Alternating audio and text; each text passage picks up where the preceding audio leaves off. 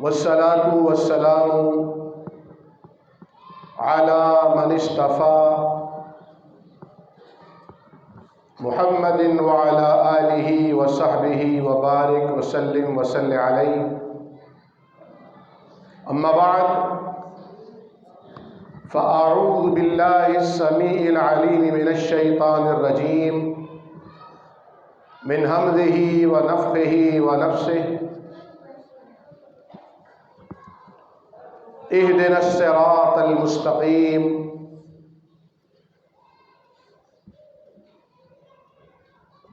انتہائی قابل احترام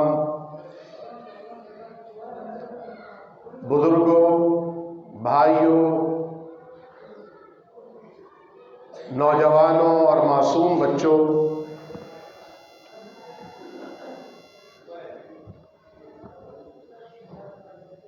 آج کراچی کے اس قدیم اور مضافاتی علاقے میں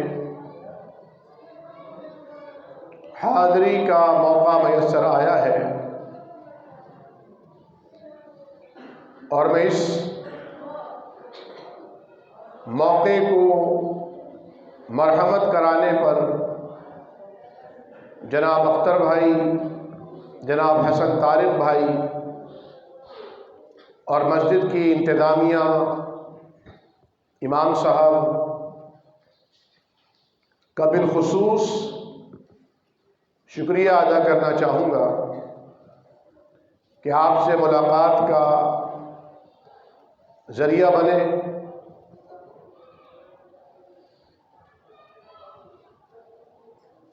اللہ تبارک و تعالی مجھے حق اور سچ بیان کرنے، آپ کو ثواب کی نیت سے اسے سماعت فرمانے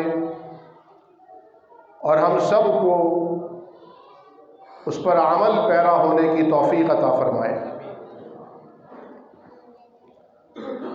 انسان بنیادی طور پر نسیان سے دوچار ہوتا ہے، بھول چوک، غلطی، خطا اس کے خمیر میں رکھی گئی ہے،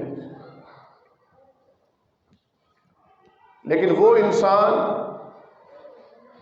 جو بھولنے کے بعد، یاد آ جانے پر، غلطی کر کے احساس ہو جانے پر اللہ رب العالمین کی طرف واپس پلٹتا ہے، تو وہ غلطی، خطا، بھول اور گناہ کرنے کے باوجود اللہ رب العالمین کا محبوب بن جاتا ہے۔ اللہ تعالیٰ نے قرآن کریم میں ارشاد فرمایا، ان اللہ یحب التوابین، اللہ تعالیٰ بار بار توبہ کرنے والوں سے محبت کرتا ہے، اور پھر اس کی توبہ بھی ایسے قبول ہوتی ہے کہ نبی کریم صلی اللہ علیہ وسلم نے فرمایا، التائب من الذنب، گناہ سے توبہ کرنے والا گناہ کی آلودگی سے ایسے پاک ہوتا ہے کمن لا ذنب لہ، گویا اس نے گناہ کیا ہی نہیں تھا۔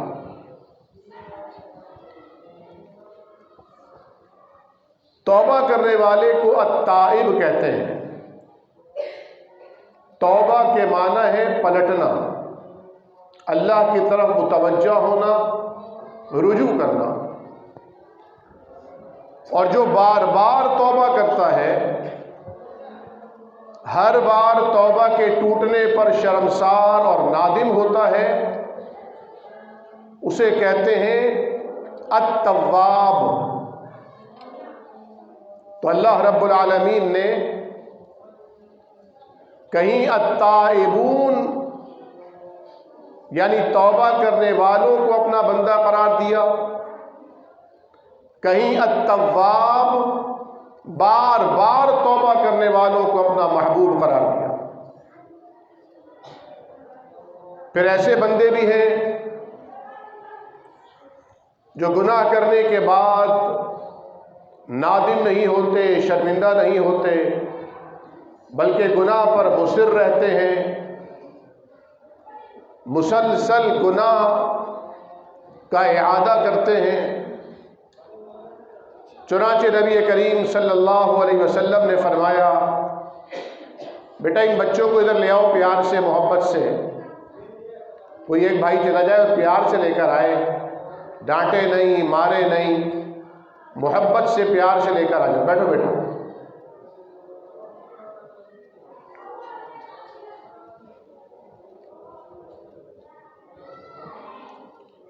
فرمایا کہ جب مومن سے کوئی گناہ ہوتا ہے تو اس کے دل پر کالک کا کالا ڈاٹ، ایک نقطہ لگ جاتا ہے۔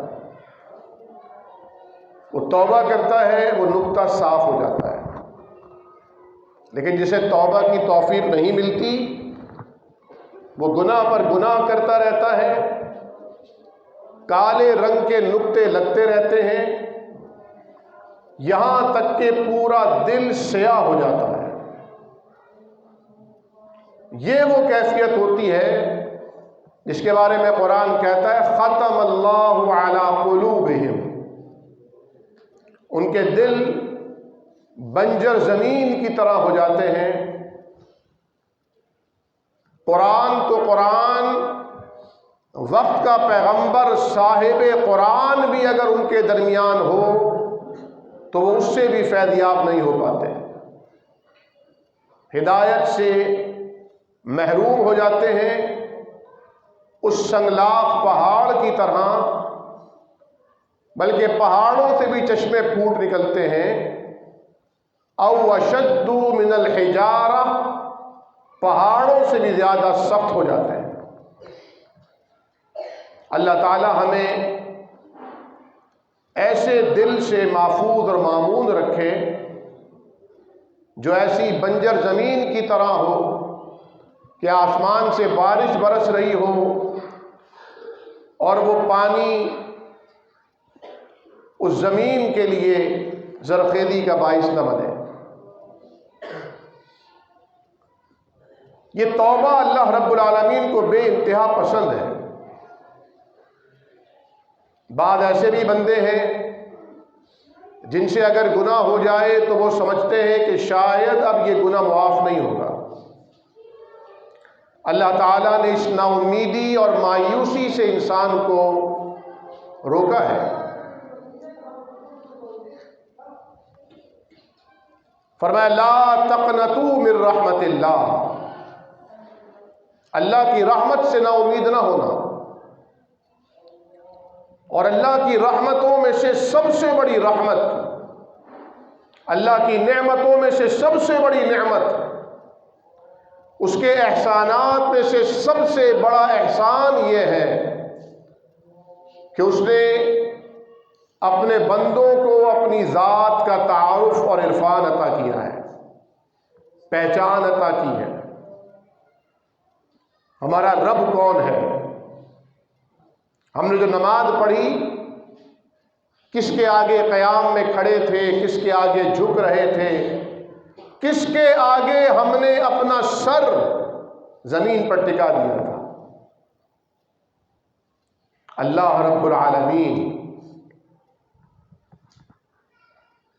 اور آپ جانتے ہیں ایمان کی بنیاد کلمہ توحید ہے۔ حدیث شریف میں آتا ہے نبی کریم صلی اللہ علیہ وسلم نے فرمایا کہ ایک بار سیدنا موسیٰ علیہ السلام نے اللہ تعالیٰ سے عرض کیا، پروردگار مجھے کوئی ایسا کلمہ عطا فرما جسے وظیفہ بنا لوں، جس کا ورد کیا کروں۔ تو اللہ رب العالمین کے دربار سے ایک وظیفہ عطا ہوا، لا الہ الا اللہ کہا کرو۔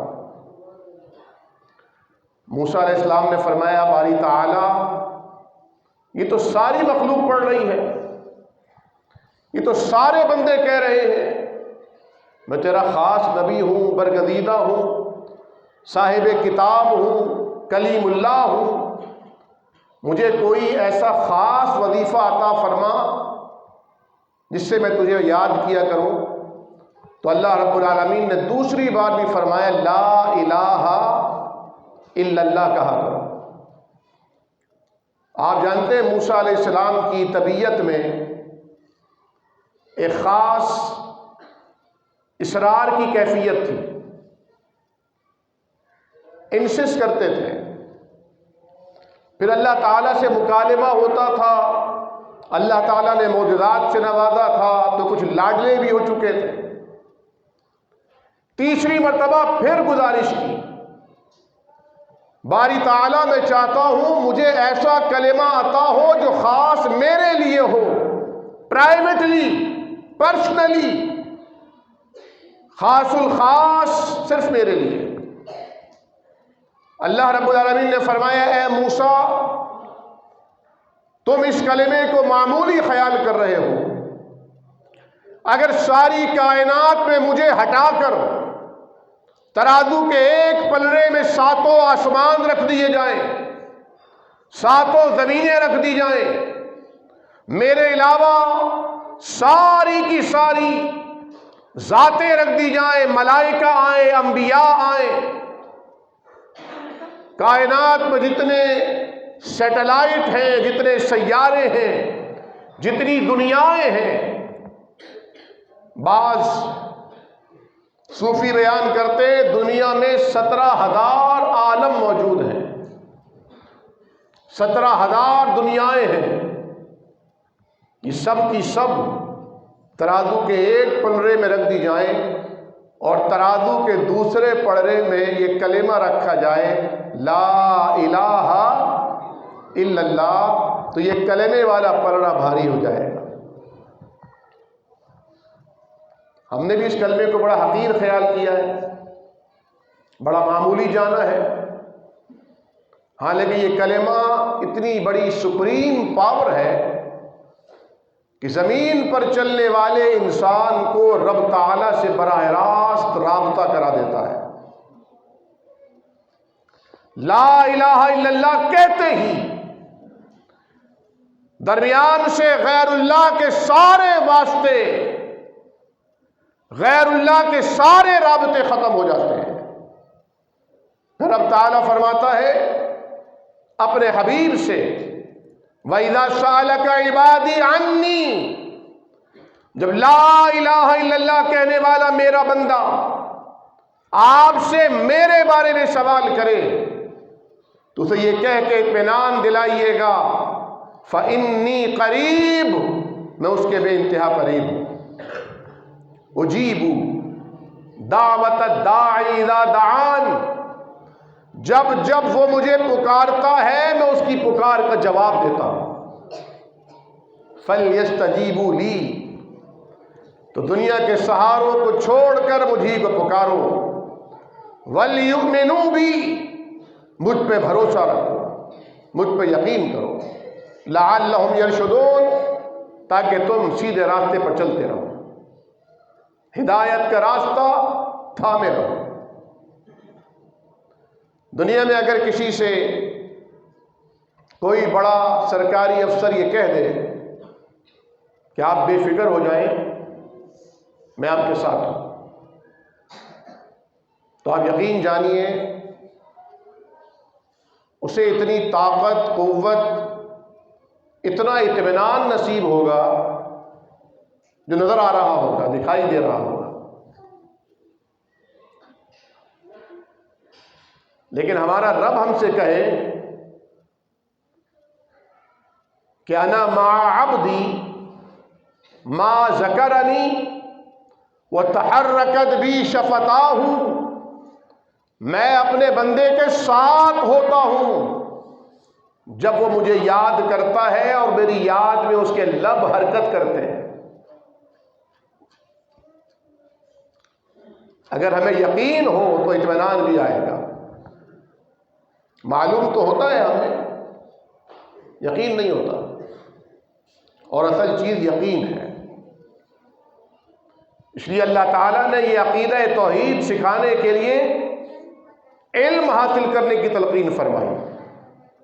فَاعْلَمْ، علم حاصل کرو، انہ لا الہ الا ہو، کہ ساری کائنات میں سب مخلوق ہے، صرف ایک اللہ خالق ہے۔ اس کا علم حاصل کرو۔ علم نہیں ہوگا تو عقیدہ توحید بھی سمجھ میں نہیں آئے گا۔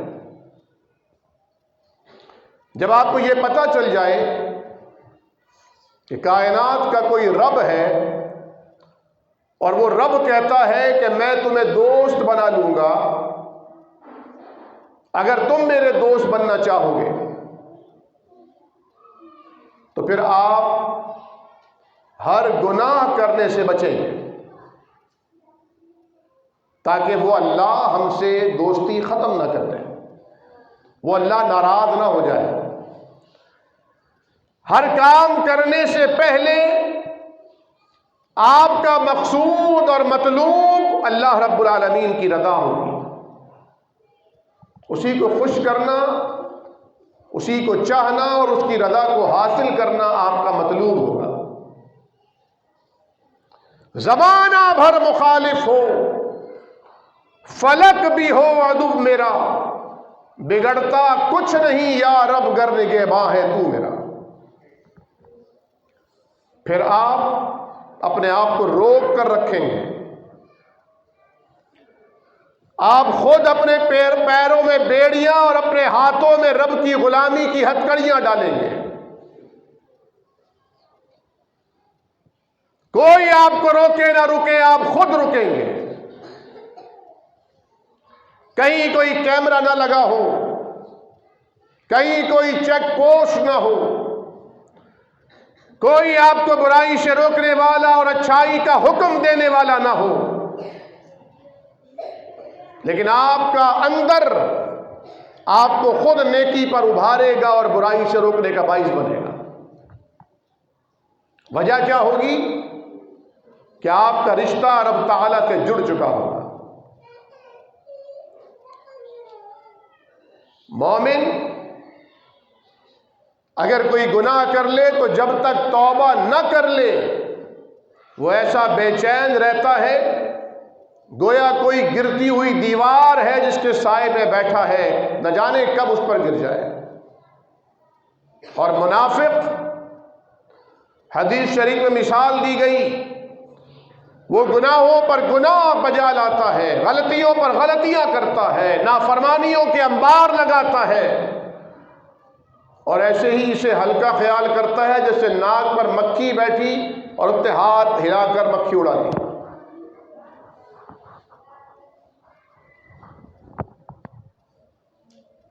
عربی زبان کا ایک مقولہ ہے، رأس الحکمت مخافت اللہ، سب سے بڑا وزڈم، سب سے بڑی عقل مندی، سب سے بڑی دانائی کیا ہے؟ مال جمع کرنا، پیسہ کمانا، دولت کے انبار لگانا، سستے داموں پلاٹ خریدنا۔ سب سے بڑی دانائی مخافت اللہ، اللہ کا ڈر اپنے دل میں پیدا کرنا۔ دنیا میں جب کسی کا ڈر ہوتا ہے تو انسان اس سے دور بھاگتا ہے، جس سے بھی ڈر ہوگا انسان دور بھاگے گا۔ لیکن اللہ کا ڈر وہ ڈر ہے، جتنا ڈر بڑھتا جاتا ہے بندہ رب کے قریب ہوتا جاتا ہے۔ امام حسن بصری رحمت اللہ علیہ سے کسی نے کہا، اگر سارا آسمان کمان بنا دیا جائے اور آسمان سے جس طرح بارش کے قطرے گرتے ہیں اس طرح تینوں کی بارش شروع ہو جائے، آپ پناہ کہاں حاصل کریں گے؟ کہاں چھپیں گے؟ کوئی سائبان نہیں، کوئی گھر نہیں، کوئی چھت نہیں، کہاں جائیں گے؟ انتہائی خوبصورت جواب دیا، میں تیر برسانے والے کی پناہ حاصل کروں گا، اللہ کی پناہ حاصل کروں گا۔ جب اللہ کا خوف آتا ہے تو بندہ اللہ کے قریب جاتا ہے، اور اللہ رب العالمین کی رحمت، اس کی بخشش عنایت کا انداز دیکھیے۔ ہمارے ہاں لینے والے اگر آتے ہیں تو ہم چھپتے ہیں، دینے والے آئیں تو ہم خود آگے بڑھ کر استقبال کرتے ہیں۔ رب تعالیٰ کے پاس اگر لینے والا آئے تو اللہ رب العالمین وہ ایک قدم بڑھاتا ہے تو اللہ رب العالمین اپنی رحمتوں کے 10 قدم آگے بڑھا دیتا ہے۔ وہ چلتا ہوا آئے تو رب تعالیٰ دوڑتے ہوئے استقبال کر لیتا ہے۔ وہ ایک بالش چلتا ہے تو اللہ ایک با چلتا ہے۔ یہ اللہ کی رحمت اور محبت ہے اپنے بندوں سے۔ بہلول کے بارے میں آتا ہے کہ وہ ایک بازار میں کھڑے تھے اور رو رہے تھے۔ کسی نے آگے پوچھا بہلول کیوں روتے ہو؟ کہنے لگے اللہ ان سے ناراض ہے، یہ خرید و فروخت میں لگے ہیں، مچھلیاں پکڑنے میں لگے ہیں، مسجدوں کو ویران چھوڑا ہوا ہے، راتوں کو جاگتے ہیں، ڈرامے، فلمیں، موبائل، گپ شپ، ٹاک شاک کرتے ہوئے اللہ رب العالمین کے آگے 2 رکعت 2 سجدے کرنے کی توفیق نہیں ہوتی۔ دنیا داری میں لگے ہیں، اللہ کو ناراض کرتے ہیں، نافرمانیاں کرتے ہیں۔ میں رو رہا ہوں، میں چاہتا ہوں رب تعالیٰ سے صلح کراؤں، وہ تو آمادہ ہے دوستی کرنے کے لیے، یہ تیار نہیں ہے۔ پھر انہی کو کسی نے دیکھا قبرستان میں بیٹھے ہوئے رو رہے ہیں۔ کہا بہلول کیوں رو رہے ہو؟ کہا یہ قبر والے چاہتے ہیں اللہ سے دوستی کر لیں، اپنے گناہوں کا آج انجام دیکھ کر چاہتے ہیں پلٹ جائیں۔ آج یہ راضی ہے لیکن آسمان والا راضی نہیں ہے۔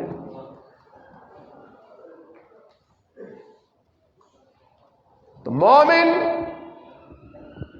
کلمہ توحید سے محبت کرتا ہے، اور یہ کلمہ توحید ایمان بن کر گناہوں سے روکنے کی ڈھال بنتا ہے۔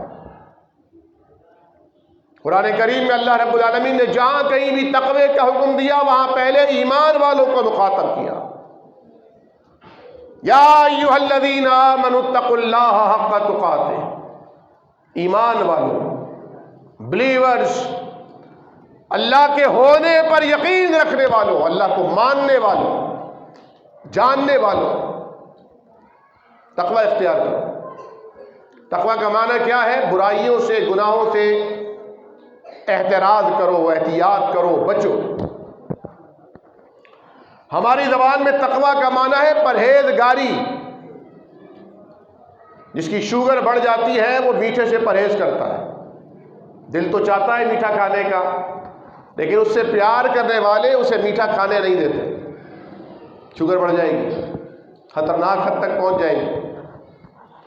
جس کا بلڈ پریشر ہائی ہوتا ہے اسے نمک سے پرہیز کرایا جاتا ہے۔ اور آج کل ایک بیماری بڑی عام ہوتی جا رہی ہے۔ اللہ تعالی ہمیں روحانی اور حسی بیماریوں سے بھی بچائے اور جسمانی امراض سے بھی محفوظ فرمائے۔ پہلے خال خال سنتے تھے کڈنی فیلئر کے پیشنٹ جن کے گردے کام کرنا چھوڑ دیتے ہیں، لیکن آج آپ دیکھیے بہت بڑی تعداد ہے جو ڈائلیسس کرا رہی ہے۔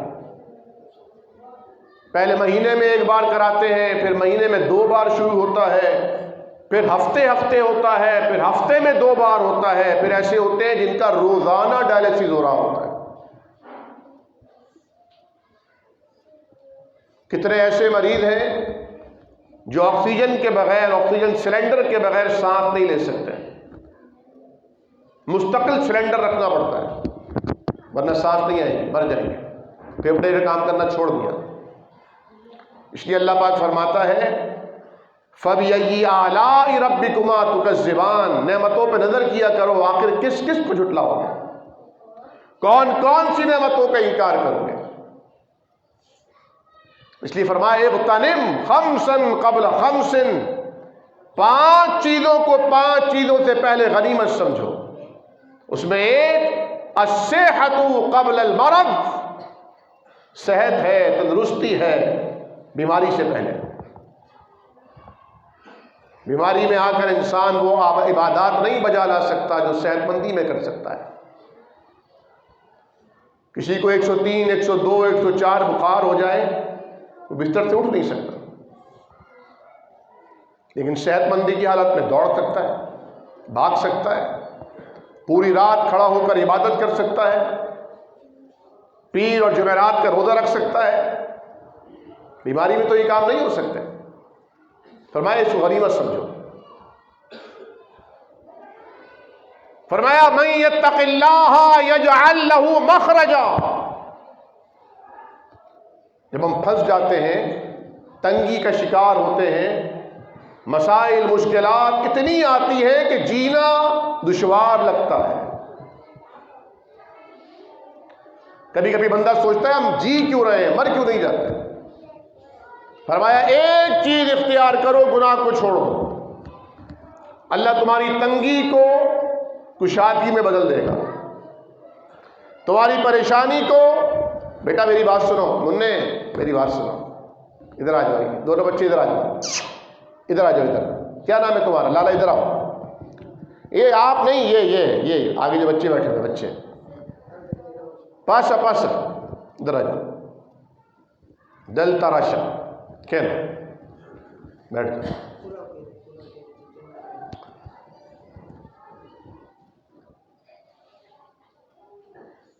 صرف ایک کام، گناہ چھوڑ دو، ایک کام۔ من یتق اللہ یجعل لہ مخرجا، گناہ چھوڑ دو، اللہ تنگی سے کشادگی دے گا، غربت سے اللہ دولت دے گا، بیماری سے اللہ صحت دے گا، پریشانی سے راحت دے گا۔ صرف ایک کام کرنا ہے، گناہ چھوڑنا ہے۔ اور آپ کو معلوم ہے گناہ کرنے سے رزق کم ہوتا ہے، نیکیاں کرنے سے رزق بڑھتا ہے۔ حدیث شریف میں آتا ہے کہ انسان اپنے اس رزق سے محروم کر دیا جاتا ہے جو اس کے نصیبے میں لکھا تھا، اس گناہ کی وجہ سے جو وہ کر رہا تھا۔ میں نے آپ کو مثال دی کہ مومن گناہ کو گناہ سمجھتا ہے، منافق گناہ کو ہلکا سمجھتا ہے۔ آج کتنا کاروبار ہے، کراچی کاروبار کا شہر ہے، پاکستان کا یہ معاشی ہب ہے، اکنامیکل ہب، معاشی شہرگ، لیکن کتنے پریشان ہیں کراچی والے؟ سڑکیں نہیں ہیں، صرف آپ کے ہی یہ کہاں سے آگرہ تاج کا الچر یہاں آئے تھے نا، صرف آپ کا ہی روڈ خراب نہیں ہے، پوری کراچی کے روڈز کا یہی حال ہے۔ جس علاقے کی جس گلی میں جائیں یہی حال ہے۔ ایسا کیوں ہے؟ کیونکہ ہم گناہگار ہیں، ہر گھر میں گناہ ہو رہا ہے اور دبا کے ہو رہا ہے، ہر نفس گناہوں کی پوری فیکٹری بن کر چل رہا ہے۔ نبی کریم صلی اللہ علیہ وسلم نے فرمایا آیات المنافق ثلاث، منافق کی، فاسق کی 3 نشانیاں ہیں۔ اذا حدث کذب، جب بات کرتا ہے تو جھوٹ بولتا ہے، واذا وعد اخلف، جب وعدہ کرتا ہے خلاف ورزی کرتا ہے، واذا اؤتمن خان، جب امانت اس کے پاس رکھائی جاتی ہے خیانت کرتا ہے، اور چوتھی ایک اور روایت میں فرمایا وَإِذَا خَاصَمَ فَجَرَ، جب لڑائی ہوتی ہے تو بدتمیزی پر، گالیوں پر، جھگڑے پر آمادہ ہو جاتا ہے۔ اپنے ایمان سے دل پر ہاتھ رکھ کے بتائیے، کیا من حیث المجموعی یہ چاروں صفات ہمارے ہر فرد میں نہیں پائی جاتی؟ ہم جھوٹ بولتے ہیں، ہم وعدہ خلافی کرتے ہیں، ہم امانت کی میں خیانت کرتے ہیں۔ ایک معمولی ترین درجہ، مولانا عبدالغفار خیر پوری صاحب کو خوش آمدید کہتے ہیں ماشاءاللہ، معمولی ترین، فرمایا المجالس بالامانہ، اللہ کے حبیب نے فرمایا اگر کوئی تم سے کوئی بات کرے اور وہ ایسے بات کرے کہ کوئی سن تو نہیں رہا اور تمہارے کان میں کوئی بات کہے تو اب تم اس کی بات کے امین ہو گئے، مجلس میں کی گئی باتیں یا انفرادی باتیں امانت ہو گئیں، اب وہ تم کسی سے ڈسکس نہیں کر سکتے۔ ہمارے یہاں کون ہے جو اس امانت کا خیال رکھتا ہے؟ کسی سے اگر کوئی بات پھیلوانی ہو نا کہیں تو اس سے اتنا کہہ دیجیے گا یار یہ آپس کی بات ہے، آپ سے کہہ رہا ہوں، کسی سے کہنا نہیں، بس اتنا کہنا ہے۔ خاندان میں آپ کہہ کے دیکھ لیں، محلے میں کہہ کے دیکھ لیں، وہ بات مشہور ہو جائے گی۔ امانت میں خیانت۔ اور پھر احادیث میں فرمایا گیا کہ نماز بھی امانت ہے، وضو بھی امانت ہے۔ ہم وضو میں ڈنڈیاں مارتے ہیں، نماز میں ڈنڈی مارتے ہیں۔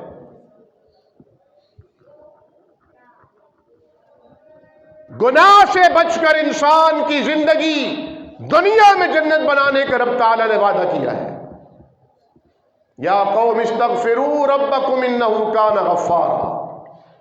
حضرت نوح علیہ السلام کی زبان سے رب تعالیٰ نے کہلوایا، کہیے رب کی طرف استغفار کرو، بخشش مانگو، معافی مانگو، اللہ تعالیٰ کو تم معاف کرنے والا پاؤ گے۔ یرسل السماء علیکم مدرارا، وہ آسمان سے بارش برسائے گا۔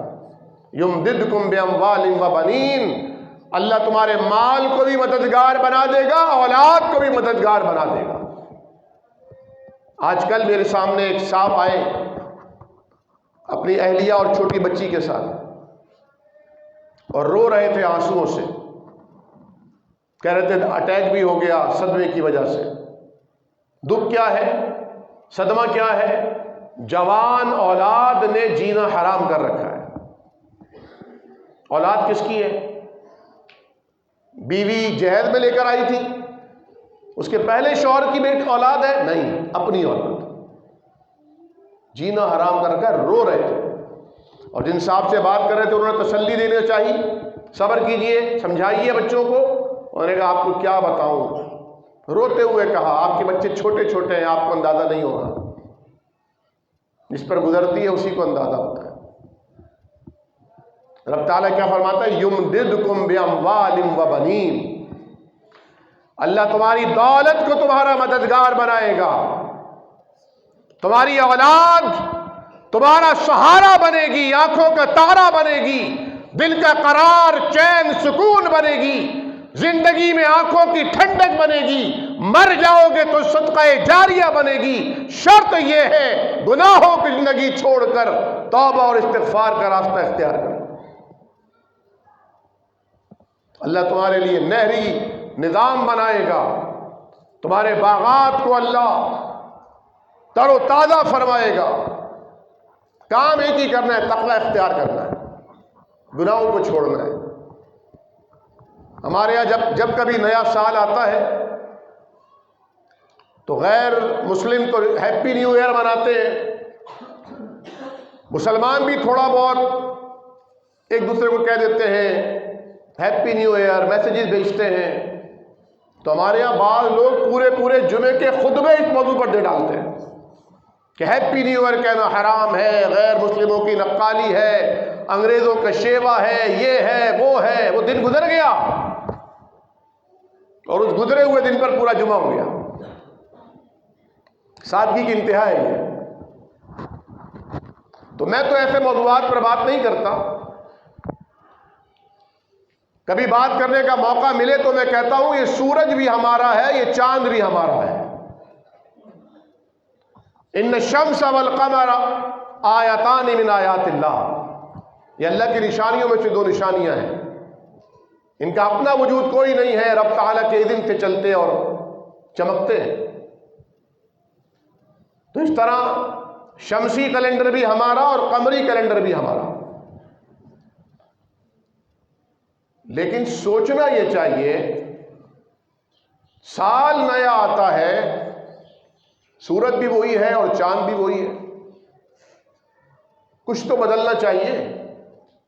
کچھ نہیں بدلتا، کیونکہ آپ خود نہیں بدلتے، ہم خود نہیں بدلتے۔ کم از کم ہمیں یہ کرنا چاہیے کہ ہم اپنے اندر جھانک کر دیکھیں اپنے انر کو ٹٹولیں، باہر کی دنیا پر سارا فوکس کرنے کے بجائے محاسبہ نفس کریں، خود احتسابی کے عمل سے اپنے آپ کو گزاریں اور جائزہ لیں کہ ہمارے اندر کون کون سے روحانی اور حسی امراض پل رہے ہیں۔ پہلی صف پہ نمازیں پڑھتے ہیں، پہلی صف میں، لیکن بہن کو وراثت میں حصہ نہیں دیتے، بھائی کو وراثت میں حصہ نہیں دیتے، قابض ہو کے بیٹھ گئے۔ پہلی صف کے نمازی دوڑ کر مسجد میں آتے ہیں، لیکن حقوق العباد میں فیل۔ تو نماز نے کیا دیا؟ اپنی غلطیوں کو پوائنٹ آؤٹ کیا جائے، اپنی غلطیوں کو، دوسروں کی غلطیوں کو نہیں، اپنی غلطیوں کو۔ ہم نے بجائے اپنی اصلاح کرنے کے دوسروں کی اصلاح کا بیڑا اٹھا لیا۔ دوسروں کی بھی اصلاح ہونی چاہیے، لیکن پہلے اپنی اصلاح۔ ہم میں سے ہر ایک کو چاہیے کہ وہ اپنے آپ کو دیکھے، کیا کر رہے ہیں۔ صبح ہوتی ہے، شام ہوتی ہے، عمر یوں ہی تمام ہوتی ہے، عمر تو گزر رہی ہے۔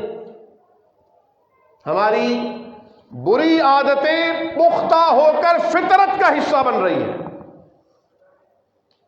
ہمیں انہیں دور کرنا ہے اپنے آپ سے۔ اگر ہم غیبت کرتے ہیں تو ہم یہ طے کریں یہ گناہ ہے، کبیرہ گناہ۔ اگر ہم چغلی کرتے ہیں تو یہ گناہ ہے، کبیرہ گناہ۔ اگر جھوٹ بولتے ہیں تو یہ گناہ ہے، کبیرہ گناہ۔ یہ معصوم بچے بیٹھے ہیں، پیارے پیارے بچے۔ کل مولود یولد علی الفطرہ، ہر بچہ اسلام پر، فطرت پر، نیکی پر، معصومیت پر پیدا ہوتا ہے۔ ہر بچہ نیک ہوتا ہے، ہر بچہ ولی اللہ ہوتا ہے، معصوم ہوتا ہے۔ اسے جھوٹ بولنا کون سکھاتا ہے؟ بیٹا جھوٹ بولنا کس نے سکھایا؟ جھوٹ بولنا نہیں، گناہ تو ہے، لیکن سارے ہی گناہ کرتے ہیں نا۔ اللہ ماشاءاللہ ہم میں کون ہے جو کہے میں جھوٹ نہیں بولتا؟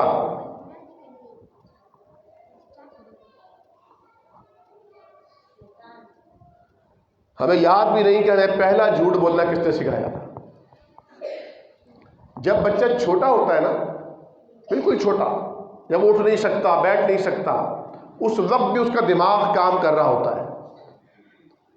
الفاظ اسے بعد میں ملتے ہیں، خیالات اسے ملنا شروع ہو جاتے ہیں۔ اس لیے جس بچے کے ماں باپ جھگڑتے ہوں گے وہ بچہ بھی جھگڑالو ہوگا۔ جس بچے کے ماں باپ جو بولی بولتے ہوں گے بچہ بڑا ہو کر وہی بولی بولے گا۔ جس بچے کے ماں باپ خوش و خرم رہتے ہوں گے بچہ بھی خوش و خرم جوان ہوگا۔ جس بچے کے ماں باپ نیک ہوں گے، گھر میں قرآن کی تلاوتیں چلتی ہوں گی، قرآن پڑھا جاتا ہوگا، اس بچے کے اندر بھی دین کی طرف رجحان قدرتی طور پر ہوگا۔ یہ ماں باپ ہیں، ماحول ہے جو بچے سچے ہوتے ہیں یا بچے جھوٹے ہوتے ہیں۔ حضرت شیخ عبد القادر جیلانی رحمۃ اللہ علیہ کا بڑا مشہور واقعہ ہے کہ ان کی والدہ نے انہیں کچھ زیادہ راہ دیا، پیسے دیے، اور ان کے نیفے میں یہاں انٹی میں سی دیے اور قافلے کے ساتھ کر دیا۔ قافلے نے ایک جگہ جا کے پڑاؤ ڈالا، ڈاکوؤں نے اس پڑاؤ پر، قافلے پر حملہ کر دیا، سب لوگوں کی ساری چیزیں لوٹ لی۔ ڈاکوؤں کا سردار اپنے گھوڑے کو ایک راؤنڈ اور چکر لگا رہا تھا تو راستے میں بچے کو سہما ہوا دیکھا۔ ایسے ہی شغل میلے کے لیے بچے سے پوچھا تیرے پاس بھی کچھ ہے؟ انہوں نے کہا جی ہاں ہے۔ کہا کیا ہے؟ کہا اتنے دینار ہیں میرے پاس، یہ رکھے ہوئے ہیں۔ وہ گھوڑے سے اترا، ٹٹولا تو واقعی تھے، نکالے تو دینار کی پوری تھیلی تھی۔ اس کے ذہن میں سوال پیدا ہوا، اس نے کہا بیٹے تجھے پتہ نہیں میں کون ہوں؟ میں ڈاکو ہوں، میں چھین لیتا ہوں چیزوں کو، تجھے محروم کر دوں گا اس چیز سے۔ کہا مجھے معلوم ہے، تو نے جھوٹ کیوں نہیں بولا؟ اس نے کہا میری ماں نے مجھے کہا تھا بیٹا کچھ ہو جائے جھوٹ نہ بولنا، تو میں جھوٹ کیسے بولتا؟ وہ دونوں گھٹنوں پر بیٹھ گیا، سوچنے لگا کہ یہ بچہ جو ابھی علم حاصل کرنے نکلا ہے اپنی ماں کی بات کو اتنا فالو کر رہا ہے، اتنی اہمیت دے رہا ہے کہ ماں کی نافرمانی نہیں کر سکتا، کیونکہ اللہ نے جھوٹ بولنے سے منع کیا ہے۔ میں اتنا بڑا ہو کر، اتنا سمجھدار ہو کر اتنا بے وقوف ہوں، مجھے یہ بات سمجھ میں نہیں آتی۔ اس نے اس معصوم بچے کے ہاتھ پہ توبہ کی، جتنے لوگوں کا جتنا سامان لوٹا تھا سب کو واپس کیا، عہد کر لیا آج کے بعد اپنے رب کو ناراض نہیں کروں گا۔ اور وہ مشہور واقعہ جس میں ایک شخص آیا مسجد نبوی میں اور آ کے کہا کہ میں اسلام لانا چاہتا ہوں لیکن میری کچھ شرائط ہے، میرا پیشہ ہے چوری کرنا، میں چوری کرنا نہیں چھوڑوں گا، میرا مشغلہ ہے بدکاری کرنا، میں اسے بھی ترک نہیں کروں گا، مجھے سکون ملتا ہے شراب پینے سے، شراب بھی پیوں گا۔ حضور نے فرمایا 3 باتیں ہم تیری مان لیتے ہیں، ایک تو ہماری مان لے۔ عرض کیا جی بتائیے؟ فرمایا بس ایک بات کی یقین دہانی کرا دے، وعدہ کر لے کہ تو جھوٹ نہیں بولے گا۔ نے کہا اوکے ڈن ہو گیا، نہیں بولوں گا جھوٹ۔ گھر گیا، رات کو شراب کی بوتل تھامی، خیال آیا صبح جب مسجد جاؤں گا اللہ کے نبی سے سامنا ہوگا، وہ پوچھیں گے ہاں بھائی شراب پی تھی تو کیا کہوں گا؟ نہیں پی تھی، جھوٹ ہو جائے گا، شراب چھوڑ دی۔ بدکاری کا امنگ، بدکاری کا خیال آیا، وہی وعدہ سامنے آیا۔ یہ کون لوگ ہیں جو دور جاہلیت میں رہا کرتے تھے؟ ایسے پکے لوگ تھے، اسی لیے اللہ کے حبیب نے فرمایا تھا خیارہم فی الجاہلیت خیارہم فی الاسلام۔ جاہلیت میں بھی اگر اچھے تھے تو اسلام لانے کے بعد بھی گوہر نایاب بن گئے۔ بدکاری بھی نہیں کی، چوری کرنے گیا، خیال آیا اگر اللہ کے حبیب نے پوچھا چوری کی تھی، سچ بولنا پڑے گا، سچ بولوں گا تو بے عزتی ہو جائے گی، چوری بھی نہیں کی۔ صرف ایک جھوٹ چھوڑنے سے اللہ رب العالمین نے ساری برائیوں کو چھڑوا دیا۔ کم از کم آج یہاں جامع مسجد اقصی مچھیر کالونی میں بیٹھ کر اتنا تو عہد کر سکتے ہیں کہ اللہ ہم بھی آج تیرے گھر میں وعدہ کرتے ہیں، جس نبی نے ہمیں تیرا عرفان کرایا، جس نبی نے ہمیں تیری پہچان کرائی، جس کی پہچان صداقت اور امانت سے بنی تھی، جو صادق اور امین مشہور تھا، اللہ ہم بھی تجھ سے وعدہ کرتے ہیں انشاءاللہ آج کے بعد ہماری زبان پر جھوٹ نہیں آئے گا۔ مشکل کام بہت ہے، جسے میں نے لا الہ الا اللہ سے بات شروع کی تھی، یہ آسان ہے۔ اقبال کہتا ہے چیمی گویم لا الہ بلرزم کہ دانم مشکلات لا الہ را۔ جب میں کہتا ہوں نا لا الہ الا اللہ تو میں لرز اٹھتا ہوں، کب کپا جاتا ہوں، کیونکہ میں جانتا ہوں کہ اس کلمے کو پڑھنے کے بعد مشکلات کتنی آئیں گی۔ قدم قدم پر ہمارا اپنا نفس لڑائی پر آمادہ ہوگا۔ ان النفس لامارۃ بالسوء، وہ برائی کی تلقین کرے گا۔ ہماری اپنی برادری ہمیں اپنی رسوم اور رواج کی طرف کھینچے گی، ہمارے دوست ہمیں اپنی روایات کی طرف کھینچیں گے، ہمارے آباء و اجداد کے چلن اور ان کے طریق کو مثال بنا کر پیش کریں گے۔ ابا تو یہ کرتے تھے، تو یہ کیا کر رہا ہے؟ تیرے دادا یہ کرتے تھے، تو کس راستے پر جا رہا ہے؟ آزمائشیں آئیں گی، مشکلات آئیں گی، کبھی لگے گا بظاہر کہ مال کم ہو رہا ہے، حالانکہ حقیقت میں وہ کم نہیں ہو رہا ہوگا، برکتوں سے لبریز ہو رہا ہوگا۔ لگے گا کم ہے لیکن اصل میں وہ زیادہ ہوگا۔ یہ آزمائشیں آئیں گی، لیکن جن آزمائشوں میں آپ کو جس چیز کی ضرورت ہوگی وہ صبر اور استقامت ہو۔ صبر کے معنی رک جانا، جم جانا، ڈٹ جانا، اور یہی معنی استقامت کے۔ اور ہر نماز میں آپ کہتے ہیں اہدنا الصراط المستقیم، مستقیم استقامت سے نکلا، یعنی آپ مانگتے ہیں اللہ سے، اللہ ہمیں استقامت کا راستہ عطا فرما۔ اہدنا الصراط المستقیم، پہلے کبھی سنا تھا یہ ترجمہ؟ اہدنا الصراط المستقیم، پروردگار ہم تجھ سے استقامت کی راہ کا سوال کرتے ہیں۔ یہ ہے ترجمہ اہدنا الصراط المستقیم کا۔ استقامت کا راستہ ہی سیدھا راستہ ہے، یہی سچا اور سچا راستہ ہے۔ ایک صحابی آئے، کہا یا رسول اللہ مجھے نصیحت فرمائیے، کیا عمل کروں؟ آپ نے فرمایا قل آمنت باللہ ثم استقم، تو کہہ کہ میں اللہ پر ایمان لایا پھر اس پر ڈٹ جا۔ ساری دنیا ایک طرف ہو، اللہ کا حکم ایک طرف، تجھے دنیا کو نہیں دیکھنا، اللہ کے حکم کو دیکھنا ہے۔ ہمارے گھروں میں روزانہ اللہ کے احکامات ٹوٹتے ہیں،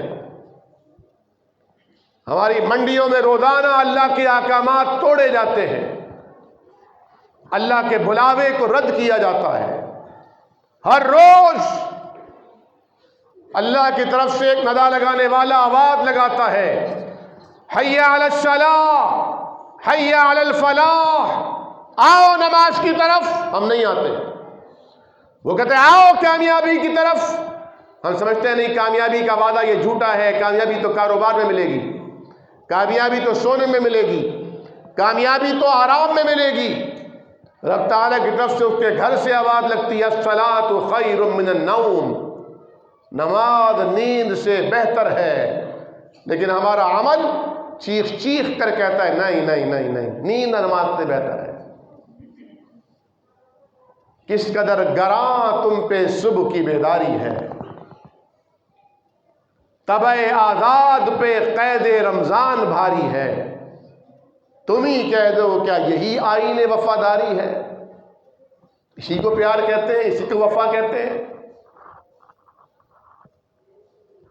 ہمارے محترم جناب عرفان شیخ صاحب جو جنرل سیکریٹری ہیں اسکائی وے فاؤنڈیشن اور اہل حدیث ویلفیئر پروجیکٹ کے، وہ بھی بیچارے اپنی بیماری کے باوجود تشریف لائے ہیں، اور دعا فرمائیے کہ اللہ کریم انہیں شفائے کاملہ عاجلہ مستمرہ دائمہ عطا فرمائے۔ اسی طرح محمد ایوب راجپوت صاحب بھی، یہ بھی بیمار ہیں، دعا فرمائیے اللہ انہیں بھی شفائے کاملہ عاجلہ عطا فرمائے، یہ بھی تشریف لائے ہیں۔ عبدالحسیب بھائی انیس الرحمان صاحب بھی آئے ہیں، مولانا عبدالغفور خیر پوری صاحب بھی تشریف فرما ہیں، اور حسن طارق صاحب کا تو میں نے پہلے ہی شکریہ ادا کیا، یہی ہمیں یہاں لانے کا باعث بنے، اور اختر بھائی بھی۔ تو آپ حضرات کا میں نے یہ ملاقات آپ سے ہوئی، اس کو میں نے غنیمت سمجھا۔ یہ سمجھ لیجئے کہ یہ لا الہ الا اللہ جو آپ کو نصیب ہوا ہے، یہ کائنات کی سب سے بڑی دولت ہے جو آپ کو مل گئی ہے۔ اس دولت کی آپ نے حفاظت کرنی ہے، آپ نے اس کے تقاضوں کو پورا کرنا ہے، آپ نے اس کا ورد کرنا ہے، لا الہ الا اللہ۔ کوئی نہیں آپ کا آقا، کوئی نہیں آپ کا مالک، کوئی نہیں ہے جس کے آگے آپ جھکیں۔ ماشاءاللہ تبارک اللہ، ماشاءاللہ اسکائی وے فاؤنڈیشن اور اہل حدیث ویلفیئر پروجیکٹ کے رابطہ سیکریٹری جناب سید حذیفہ ناصر صاحب بھی تشریف لے آئے ہیں ماشاءاللہ، اللہ تعالیٰ ان کا آنا بھی قبول و منظور فرمائے۔ تو یہ لا الہ الا اللہ آج کا میسج ہے۔ اگر آپ کبھی جھوٹ بولنا چاہیں تو پڑھیے گا لا الہ الا اللہ اور سچ بولیے گا۔ آپ کو کبھی نماز کے لیے آنا دشوار لگے تو آپ کہیے گا لا الہ الا اللہ اور نماز پڑھنے آئیے گا۔ لا الہ الا اللہ کا معنی ہے آپ کا کوئی آقا نہیں اور آپ کسی کے غلام نہیں الا اللہ، سوائے اللہ کے۔ لا مقصود فی الکونین الا اللہ ولا معبود فی الکونین الا اللہ ولا مطلوب فی الکونین الا اللہ ولا مسجود فی الکونین الا اللہ۔ اللہ کے علاوہ کوئی مسجود نہیں ہے، کوئی مطلوب نہیں ہے، کوئی مقصود نہیں ہے، اللہ کے علاوہ کوئی ہے ہی نہیں۔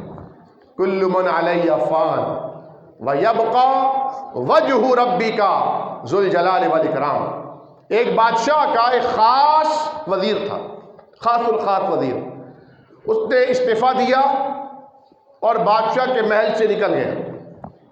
بادشاہ نے اسے بہت ڈھونڈا تو دیکھا کہ کسی مسجد میں بیٹھ کر قرآن پڑھ رہا ہے اور پڑھا رہا ہے۔ بادشاہ بڑا پریشان ہوا، اس پاگل کو کیا ہو گیا ہے، محل چھوڑ کر یہ ٹوٹی پھوٹی مسجد میں آ کر پڑھ رہا ہے اور پڑھا رہا ہے۔ بادشاہ نے کہا پاگل ہو گیا، کیا کیا تو نے؟ بادشاہ نے کہا میں نے آپ کی ملازمت، آپ کی غلامی چھوڑ کر اللہ کی غلامی اختیار کر لی ہے۔ آپ سوتے تھے، ہم آپ کے لیے سیکورٹی پہرا دیتے جاگتے، آپ کھاتے، ہم آپ کو کھاتا ہوا دیکھتے، آپ عیش کرتے، ہم آپ کے عیش کا سامان کرتے۔ اب میں سوتا ہوں، میرا رب میری نگہبانی کرتا ہے، میں کھاتا ہوں، میرا رب مجھے کھلاتا ہے، میں اگر کوتاہی بھی کروں وہ معافی کا دروازہ کھول دیتا ہے، میں اسے یاد کرتا ہوں فاذکرونی اذکرکم، تو وہ مجھے یاد کرتا ہے، میں اس کے نام کی مالا جپتا ہوں، وہ میرے نام کو عرش والوں کے سامنے پیش کرتا ہے۔ اللہ سے دعا کیجئے اللہ ساری غلامیوں سے آزاد کرا کے ہمیں اپنی غلامی میں قبول فرما لے۔ اقول قولی ھذا استغفر اللہ لی ولکم ولسائر المسلمین۔